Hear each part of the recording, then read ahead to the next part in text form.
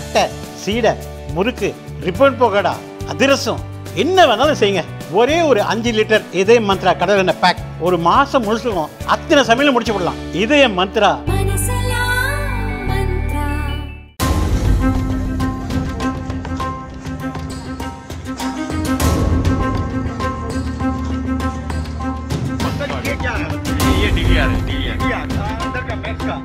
नहीं वो देखना पड़ेगा मलबे में से निकला है.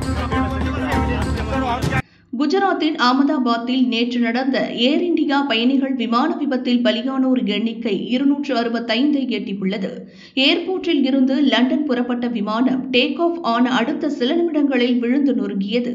விமானத்தில் பயணித்த 242 பேரில் ஒருவரை தவிர 241 பேரும் இறந்த நிலையில் விமானம் மெடிக்கல் காலேஜ் கட்டடம் மீது விழுந்து வெடித்து சிதறியது பலி எண்ணிக்கையை அதிகரிக்க செய்துள்ளது. மெடிக்கல் காலேஜ் ஹாஸ்டலில் உணவு சாப்பிட்டுக் கொண்டிருந்த மருத்துவ மாணவர்கள் பலரும் உடல் கருகினர். இத்தனை உயிர்களை பலிவாங்கிய இந்த கொடூர விபத்து நடந்த இடத்தில் நேற்று முதல் நடந்து வந்த மீட்பு பணிகள் முடிந்துள்ளது. நாடு முழுவதும் பெரும் அதிர்ச்சியையும் சோகத்தையும் ஏற்படுத்திய இந்த விபத்திற்கான காரணங்கள் பற்றிய விசாரணை தொடங்கியுள்ளது.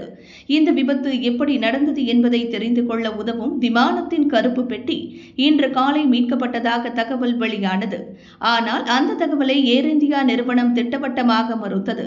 விமானம் விபத்தில் சிக்குவதற்கு முன் கடைசியில் என்ன தவறு நடந்தது என்பது குறித்த முக்கியமான தகவல்கள் இருக்கும் கருப்பு பெட்டி இன்னும் மீட்கப்படவில்லை என்று ஏர் இந்தியா தெரிவித்துள்ளது. வெடித்து சிதறிய விமானத்தின் இடிபாடுகளுக்கு இடையில் இருந்து கருப்பு பெட்டியை மீட்கும் முயற்சி நடக்கிறது. தேடுதலின் ஒரு பகுதியாக இடிபாடுகளில் சிக்கியிருந்த டிவிஆர் எனும் டிஜிட்டல் வீடியோ ரெக்கார்டரை குஜராத் பயங்கரவாத எதிர்ப்பு படை அதிகாரிகள் மீட்டுள்ளனர்.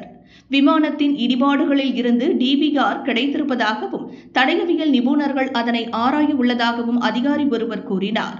மீட்கப்பட்ட டிவிஆரில் விமானத்தின் உள்ளே நடந்த முக்கியமான சிசிடிவி காட்சிகள் பைலட் அறையில் நடந்தவை பதிவாகி இருக்கலாம் என எதிர்பார்க்கப்படுகிறது.